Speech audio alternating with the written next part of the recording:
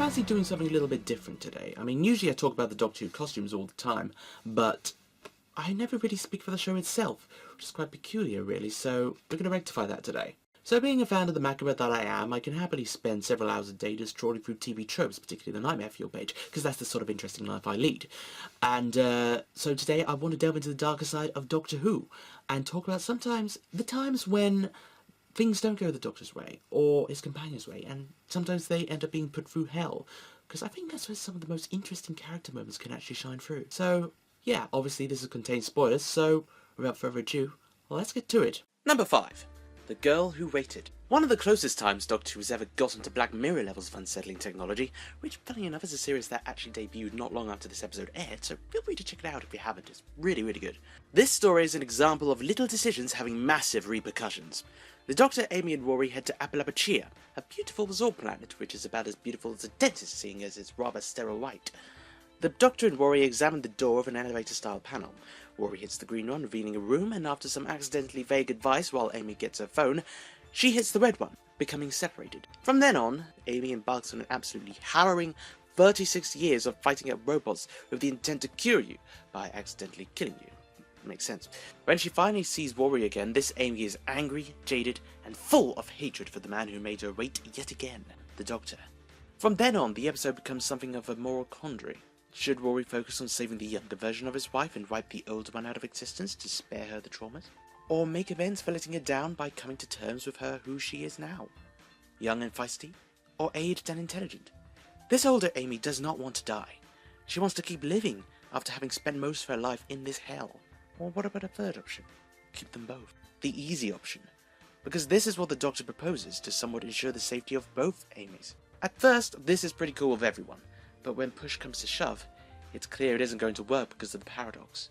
The Doctor simply lied to keep them all efficient, leaving Rory with the impossible choice to choose between his wives. Ultimately, it's the older Amy who voluntarily lets herself be killed by the Handbot, and thus securing her younger self's presence as the Prime Amy. The episode stems from the fact that the Doctor is, as always, a manipulator of events, and this was one of the most obvious instances of this since the Sylvester McCoy era.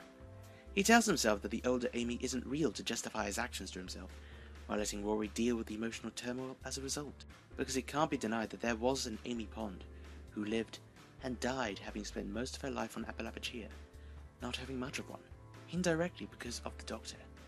I feel, to be honest, it's one of the most bleak modern Who episodes, not only because it reinforced how fragile life is when travelling with the Doctor, but how it forced the consequences upon the other characters, like Amy and Rory.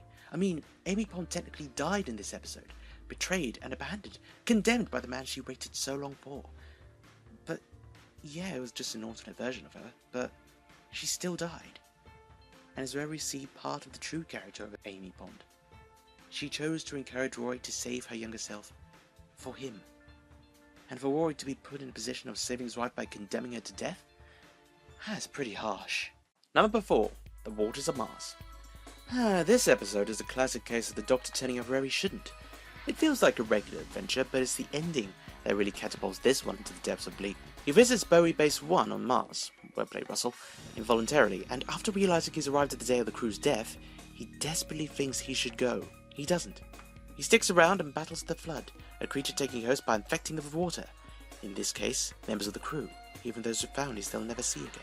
By the point he does decide to leave, after telling Captain Adelaide Brooke about her destiny, he goes insane.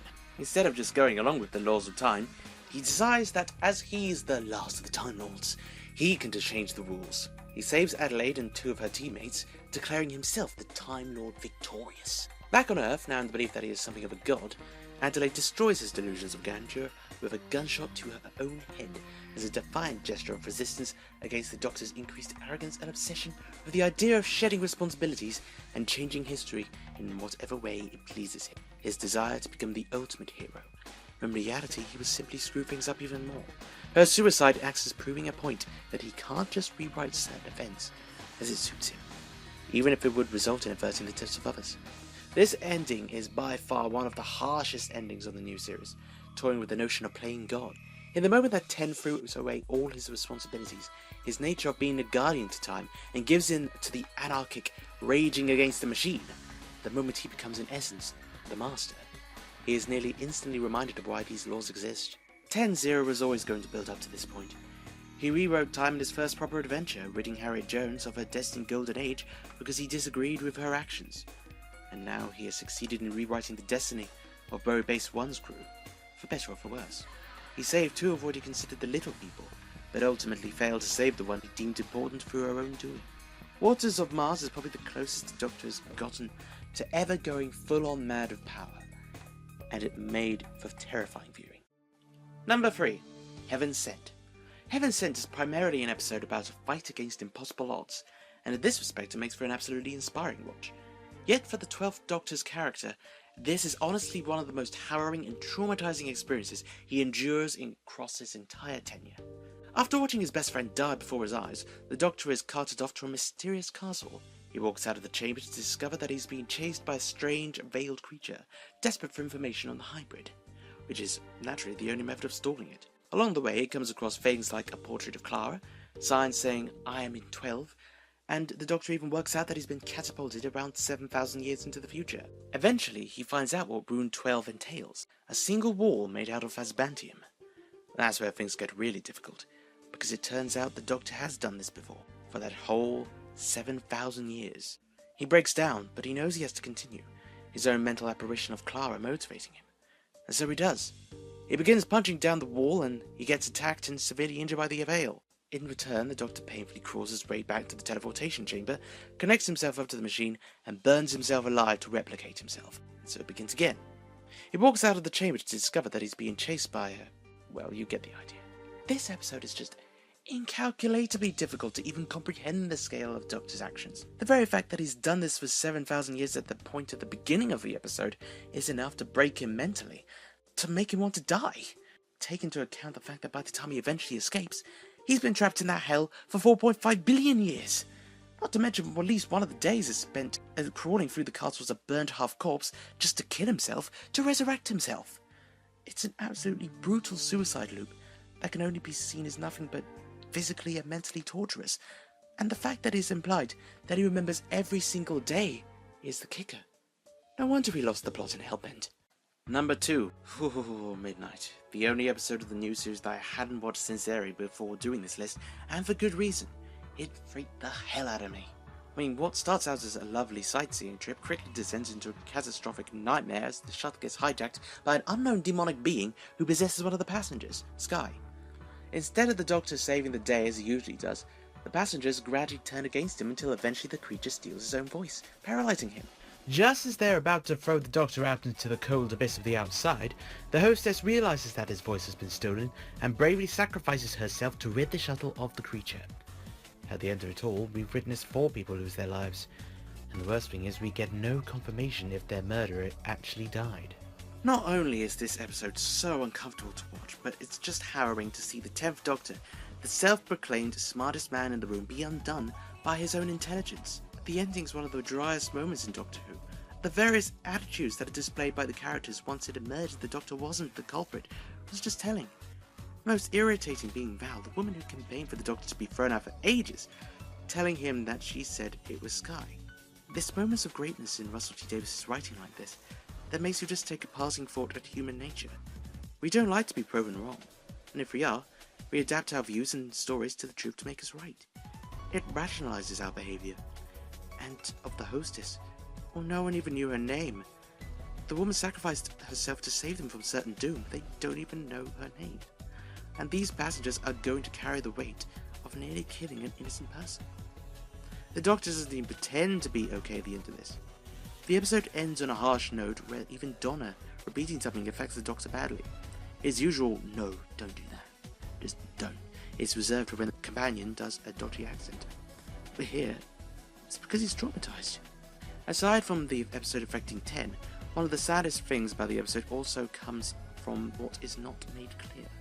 According to Russell T Davies, Sky Silvestri was to commit suicide once the shuttle reached its destination after the breakdown of her relationship. And in the end, she got her wish. It's just a truly tragic story, if not the darkest of the whole new series. Number 1. Turn Left. Turn Left is one of the driest, bleakest, and most outright depressing things that Russell T Davies has ever written under the Doctor Who name. And this was before Tortured Children of Earth, which is one of the driest, bleakest, and most outright depressing things of all time. God. Anyway, the story centers around an alternate universe's version of Donna, before she met the Doctor, who was manipulated by a time beetle strapped to her prime self's back into turning right on a road. Once again, little choices have big repercussions, and we learn this universe's version of the Doctor legitimately died defeating the Ragmots during the altered events of The Runaway Bride. It's at this point we are reintroduced to Rose after her cameos throughout Series 4. This begins Donna and her family's the world's streak of bad luck, with no Doctor to take care of them. Events from the 3rd and 4th series occur and devastate the world, with Donna and her family at the centre of it. Sarah Jane is killed off as well as her crew, Martha Jones gone, and many more. Rose encourages Donna to take her family on holiday for Christmas, and they do so. Just as well, seeing as the space Titanic from Voyage of the Damned crashes into London, utterly destroying it in a nuclear explosion. From then on, Britain changed into something much worse.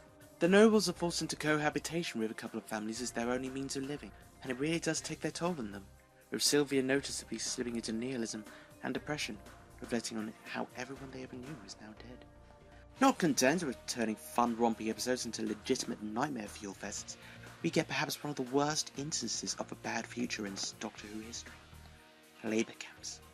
The implication that the government has elected upon ethnic cleansing to make things easier is terrifying enough, and the worst thing is seeing Wilf, a World War II veteran, almost break down over seeing this sort of thing happening again. The noble family is broken down as a result of all of this. Sylvia falls into a deep depression, labelling her daughter as a disappointment. This one shot is absolutely devastating. Donna is only kept going by Rose and the promise of travelling with the Doctor, which is true, just not this Donna. Instead, after going back in time, this Donna is eventually forced to come to the conclusion that she needs to kill herself to fix the timeline, allowing herself to be run down by a truck to make the traffic change her younger self's mind and turn left. Rose's plan all along.